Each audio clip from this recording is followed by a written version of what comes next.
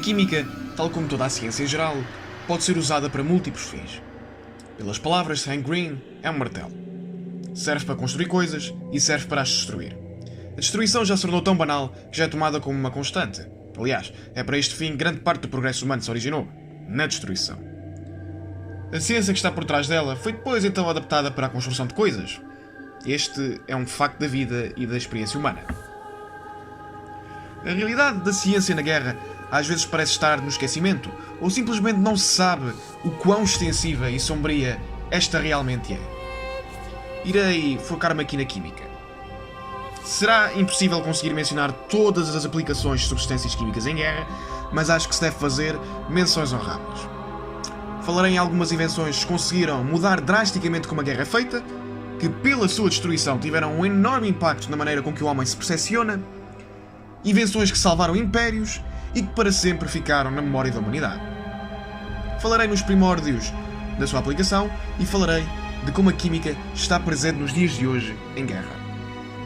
Tentarei explicar, também, da melhor maneira que posso, a ciência que está por detrás destas invenções. Apresentarei primeiro uma visão geral das suas aplicações e depois falarei de alguns conflitos bélicos em particular.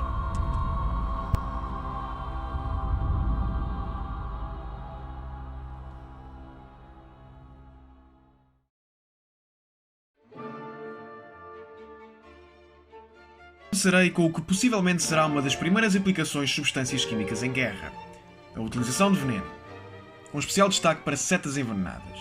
Estas armas ainda são utilizadas hoje por vários tribos indígenas da América do Sul, da Ásia e da África. Os seus primeiros registros na literatura ocidental estão nos mitos da Grécia Antiga de Hércules, que utilizou o veneno da hidra para matar os seus inimigos. Nos épicos de Homero também são feitas várias alusões para o seu uso, inclusive na Guerra de Troia. Estas setas foram utilizadas por romanos, gauleses, antigos habitantes da região atual da França, conjunto de povos que já devem conhecer desde pequenos pelas aventuras de Asterix e Obelix, Alexandre o Grande na sua conquista da Índia, etc. De vítimas históricas do uso de setas envenenadas, temos o exemplo do explorador português Fernando Magalhães, que morreu no conjunto de ilhas de Cebu, enquanto fazia a primeira circunnavegação ao serviço da coroa de Castela. Bem, pelo menos a primeira circunnavegação conhecida. Os exemplos da utilização deste tipo de setas pela história são imensos. O veneno pode-se obter tanto de plantas como de animais. Vou dar um exemplo de veneno a partir de plantas. Na América Central nós temos os curare, contendo alcaloides. Alcaloides são aminas cíclicas, básicas, bastante complexas, contendo hidrogênio, oxigênio, nitrogênio, ou então não seriam aminas, e carbono. As suas aplicações são variadíssimas e os seus nomes comuns normalmente acabam em "ina". De alcaloides mais comuns, nós temos o exemplo da cafeína, da cocaína e por aí fora. Para os propósitos dos venenos curarem, nós temos a tubocurarina e a curarina. Sim, a química está repleta de trava-línguas. Enfim, de qualquer maneira, a maneira com que estes venenos conseguem matar a sua vítima é paralisando os seus músculos. Os músculos contraem e relaxam conforme a presença de acetilcolina, um neurotransmissor. Estando a acetilcolina na presença dos músculos, estes contraem. Para depois eles relaxarem, a acetilcolina tem de ser decomposta, e isto é feito com uma enzima, a acetilcolinesterase, também conhecida apenas por colinesterase, que a decompõe nas suas partes constituintes, deixando os músculos relaxar. A maneira com que muitos destes venenos matam é aderindo à colinesterase, que significa que a acetilcolina nunca é decomposta. Assim, os músculos das vítimas apenas se contraem. As vítimas morrem então por asfixia devido à contração constante do diafragma.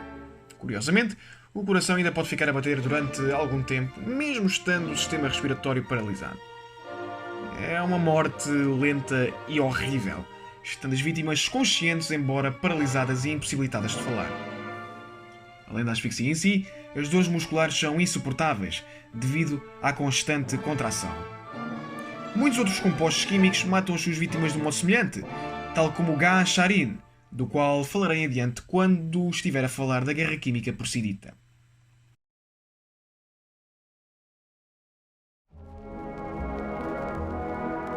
Avançando na lista da destruição da humanidade, vou para coisas que os filmes de ação adoram como se fossem relíquias religiosas: fogo e explosões. Isto praticamente a descoberta do fogo, ele foi atirado para outras pessoas, à semelhança de outra invenção humana, calhar os afiados.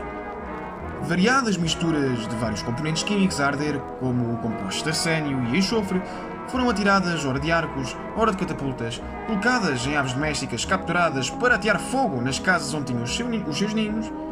Para exemplos históricos disto nós temos Olga de Kiev, Genghis Khan, etc. Bem, para uma menção honrável do uso de fogo em guerra, gostaria de falar do fogo grego, uma mistura utilizada sobretudo em batalhas navais, projetada de um sifão com um mecanismo que se poderá assemelhar a um lança-chamas primitivo e que se mantém a arder mesmo estando na superfície de água. Criada no então Império Bizantino, cuja denominação mais correta é Império Romano do Oriente. Bem, devem estar a perguntar, se são romanos, porque é que o nome se chama fogo grego? Bem, a questão é que na altura a língua franca do Império já se tinha movido do latim para o grego e mesmo assim o grego sempre foi uma língua privilegiada no Império Romano, berço da civilização ocidental. O colapso da Roma Ocidental e a consequente isolação geográfica e governamental do Império do Oriente levou a um maior foco no grego. Bem, e também a cultura das classes, das classes mais altas era a grega, a capital era grega, etc, etc, etc. E eu fiz-vos perder uma carrada de tempo só simplesmente a falar do Império Bizantino porque quis. Enfim, a composição do fogo grego é incerta, mas pensa-se que é à base de cal viva, o óxido de cálcio e nafta. Não é essa nafta, é o hidrocarboneto derivado do petróleo crudo, uma das matérias-primas mais importantes do petróleo, que quando refinada origina a querosene utilizada em aviões, gasolina, asfalto, etilipropeno, alcenos que tanto se ouve falar em aulas de química orgânica, juntamente com outras aplicações no dia-a-dia, em que a produção de tudo isto não causa nada ao aumento de efeito de estufa, nem o aquecimento global, se é que isso sequer existe. Bem, pelo menos só se formos ouvir praticamente qualquer um conservador da atualidade, cuja igreja é pregariu, que recebe financiamentos de grandes empresas petrolíferas, mas não digam a ninguém. Bem, a nafta é obviamente uma substância inflamável. E agora que penso nisso, quase que as duas são o mesmo.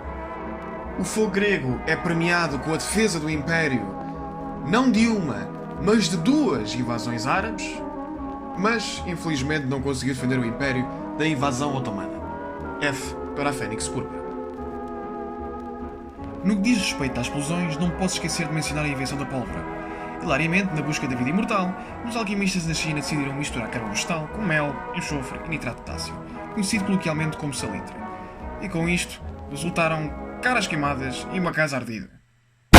Podem interpretar isto como quiserem, alguma piada cruel de Deus, yin yang, qualquer coisa a ver com isso. Eu poderia entrar em mais detalhes de como a pólvora funciona, a reação de oxidação-redução que acontece em milésimas de segundo, e mostrar como se faz pólvora para fogo de artifício nas corretas proporções, com relativa facilidade através de uma atividade laboratorial, não se preocupem, vai haver uma, mas não tem grande interesse em ser acusado de ser um fomentador de terrorismo doméstico, nem quer ser responsabilizado por um novo livro infantil chamado Onde está o meu dedo? Bem, só vos deixo com uma diga, o mel não serve para nada. Como se sabe, a utilização da pólvora foi aperfeiçoada durante séculos. Se a enclausurarmos numa embalagem, temos uma granada. Se a metermos num tubo com apenas uma saída, temos um foguete. Se a metermos num tubo com apenas uma saída e uma bola gigante de chumbo, nós temos um canhão. Tal como o canhão otomano Orban, que derrubou as muralhas de Constantinopla. Algo que o fogo grego não pôde travar. F para a Fênix Púrpura. Lentamente a pólvora foi sendo substituída por outras substâncias químicas. Em 1847 criou-se a nitroglicerina, muito mais explosiva que a pólvora, porém extremamente instável. Mais tarde, em 1863, Alfred Nobel, sim, esse Nobel, adicionou diatomita à nitroglicerina, criando a dinamite, sendo um explosivo com boas condições de segurança.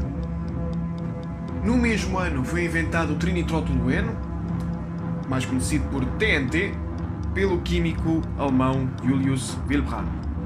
Originalmente como uma tintura amarela, sem ele sequer saber as suas potencialidades explosivas.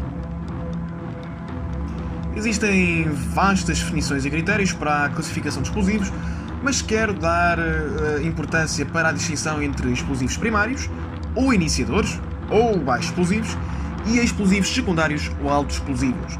Os primeiros normalmente são utilizados como despolutadores dos explosivos proceditos, que serão os altos explosivos, que se distinguem dos primeiros por terem um caráter muito mais destruidor.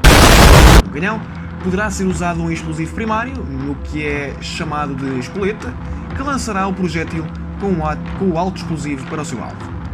O termo espoleta tanto pode ser usado para os químicos em si, como o conjunto destes e o cartucho que os alberga.